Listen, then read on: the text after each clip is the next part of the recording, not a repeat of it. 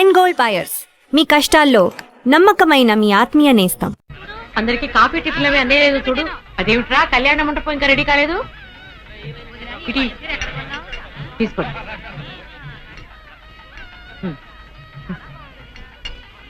ఎంతైనా జానకమ్మే దగ్గరుండి అన్ని పనులు స్వయంగా చూసుకుంటది.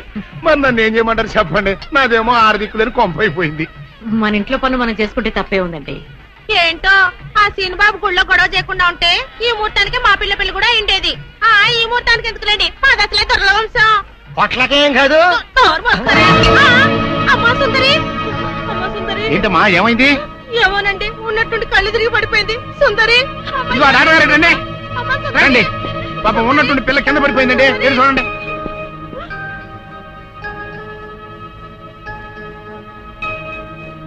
మీరేం కంగారు పడాల్సిన అవసరం లేదమ్మా. అమ్మాయి నెల తప్పింది. నెల తప్పడం ఏమిటండి, మీరేదో పొరపాటు పడి ఉంటారు. సరిగా చూడండి. పొరపాటు ఏం లేదమ్మా, అమ్మాయి గర్భవతి, 3వ నెల. అదెట్ట కుదురుతుంది డాక్టర్ గారు? ఆ సీనుగాడు పాప ఈ పిల్లని బలత్కారం చేసి వారం రోజులు కూడా కాలేదు, అప్పుడే 3వ నెల అట్ట వస్తే? అది డాక్టర్ గారిని అడగాల్సిన ప్రశ్న కాదండి, అమ్మాయిని అడగాల్సిన ప్రశ్న. ఏమే సుకుమారి, ఏంటిదంతా? నాకేం తెలీదు. తెలీదు. మీరెవరు నాకు కందులు పెట్టినట్టే నేను మీకు రహస్యం చెప్తా. సుందరి కడుపులో ఉన్న బిడ్డకు తండ్రి నేనే. ఏంటా నువ్వు చెప్పేది? ఆపండి, ఇదంతా అబద్ధం. వీళ్ళు చెప్పేదంతా పచ్చి అబద్ధం. నాకెవరితోనూ సంబంధం లేదు. నేను కన్న పిల్లనే. ఊరుకోవే.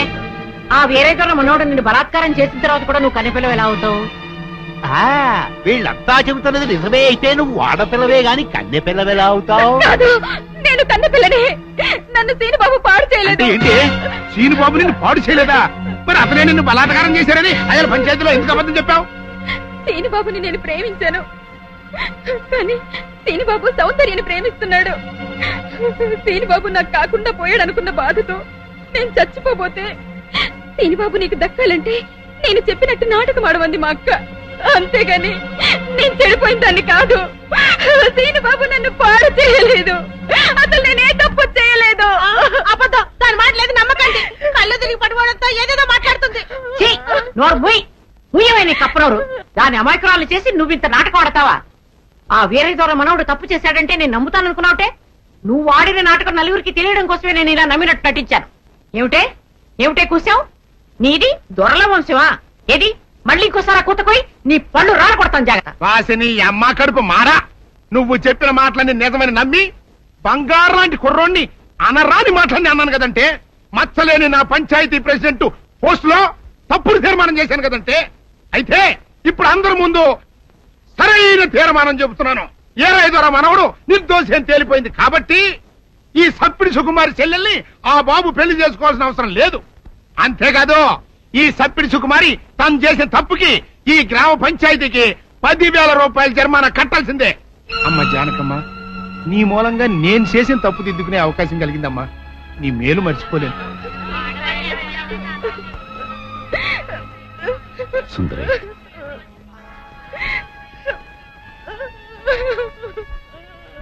నిజమేంటో అందరికీ తెలిసిపోయింది. ఇంకా ఎందుకు బాధపడతావు?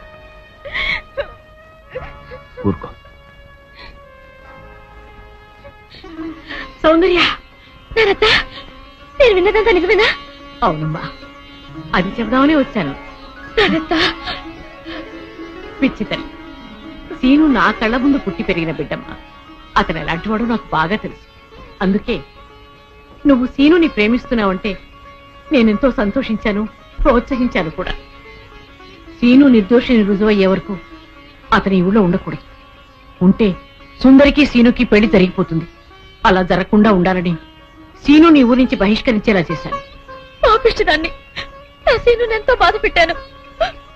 ఇప్పుడు ఎక్కడున్నాడో, ఏమైపోయాడో ఎలాగైనా వెతికి పట్టుకుంటాను. ఎక్కడని వెతుకుతావు? అవును, ఎక్కడని వెతుకుతాను? పిచ్చి పిల్ల, నువ్వెక్కడా వెతకనవసరం లేదు.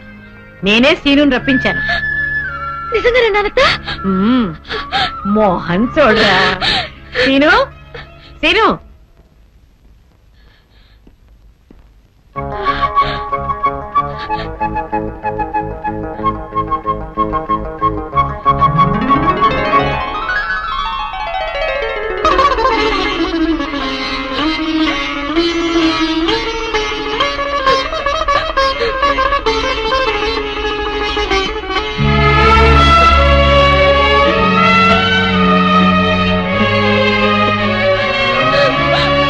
సౌందర్య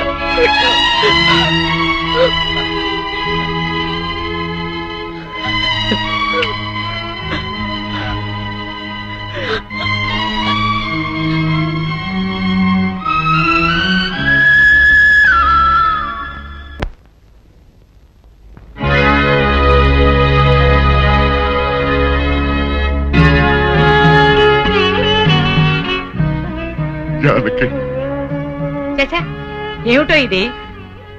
ఊరంతా వెలివేసిన నా మనవణ్ణి నువ్వు ఒక్కదానివి వెనకేసుకొచ్చావని తెలియక నేను నానా మాట్లాడినాను, నన్ను క్షమించు అంటావు అంతే కదా? నిన్నిప్పుడేమిటి 40 సంవత్సరాల క్రితమే క్షమించాను ఆయ్ వీరుడు. ఆ రోజు నేను పంచాయతీలో అలా ఎందుకు మాట్లాడానో చెప్పాలని నీ తోటకొచ్చాను. నువ్వు నా మొహం కూడా చూడకుండా వెళ్ళిపోయావు. సరేలే, ఇప్పుడు అవని ఎందుకని పెద్దిరాజుతో చెప్పి ముందు ఆ పెళ్లి ఆపాలి. అదే ముహూర్తానికి సీను సౌందర్యాల పెళ్లి జరిపించాలి. పెద్దిరాజు ఆ పెళ్ళాపడానికి ఒప్పుకుంటాడంటావా? పెద్దిరాజు చాలా పెద్ద మనసు కలవాడు. మనం వెళ్లి సీను సౌందర్యాల ప్రేమ గురించి చెప్తే తప్పకుండా ఒప్పుకుంటాడు. పద వెళ్దాం పద. అవునమ్మా, నాది పెద్ద మనసే, నేను కాదన్ను. నేను అతి మంచోండి, అది కాదన్ను. అట్టా అని చెప్పి నా కొడుకు పెళ్లి పేట్ల మీదే ఆపు చేసేంత పెద్ద మనసు నాకు లేదమ్మా.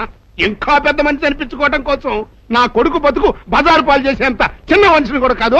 ఇంకా మీరు వెళ్ళండి. అది కాదు పెద్దిరాజు, నా మనవరాలు వీరయ్యదుల మనవుడు ప్రేమించుకున్నారు. మరి ఆయన మనవాడిని ప్రేమించిన పిల్ల అయితే నా కొడుకుని పెళ్లి చేసుకోవడానికి అట్ట ఒప్పుకుందండి. అందరితో పాటు నా మనవరాలు కూడా సీనును అపార్థం చేసుకుంది. తన ప్రేమ విఫలమైందన్న ఉక్రోషంతోనే మీ అబ్బాయితో పెళ్లి కొప్పుకుంది. సీను నిరపరాధిని నిరూపించడం కోసమే నేను కూడా ఇంతవరకు ఆగవలసి వచ్చింది. అంటే మీ పిల్లల ప్రేమ కోసం నా బతుకుని భాగంగా పెడతారన్నమాట. ఏమా, పిల్లని అడిగాం, మీరు సరేనన్నారు, శుభలాకి అత్యయించాం. ఇప్పుడు వాళ్ళందరూ పెళ్లికి వచ్చారు. ఇప్పుడు పెళ్లి ఆపు చేయమంటే నా పరువు ఏమవుద్దో ఒక్కసారి ఆలోచించవా?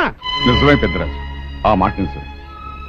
కానీ ఈ పెళ్లి జరగకపోతే ఆ పసిపిల్లలిద్దరూ బతకరు. ఈ పెళ్లి జరగకపోతే నా కొడుకు బతకడండి. అవును, నేను దక్కను కాక దక్కను, ముందు నేనే చచ్చిపోతా. ఎన్నారుగా మీ మనవడ కోసం నా కొడుకుని చంపుకోమంటారా? పెద్దరాజు గారు, నా కూతురు పెళ్లి విషయంలో వాళ్ళకి ఎలాంటి సంబంధం లేదు. మా అమ్మాయికి మీ అబ్బాయికి పెళ్లి జరిగి తీరుతుంది. తాతబ్బాయి, అత్తయ్య, దయచేసి నా కూతురు జీవితాన్ని నీ జీవితంలో చెయ్యి. పెద్దరాజు గారు, వీళ్ళు ఎంతకైనా తెగించిన కన్ను. అందుకే పెళ్లి తర్వాత చేసే అప్పగింతల కార్యక్రమం ఇప్పుడే చేస్తున్నాను. నా కూతురు మీకు అప్పచెప్తున్నాను. నేను పెళ్లి చేసుకోను. ఆ మొక్క చెప్పాల్సింది ఇప్పుడు కాదు, కోళ్ళ. అమ్మయ్యా, అమ్మాయి లోపల తీసుకెళ్లి అలంకారం చేయించు. ఎల్లో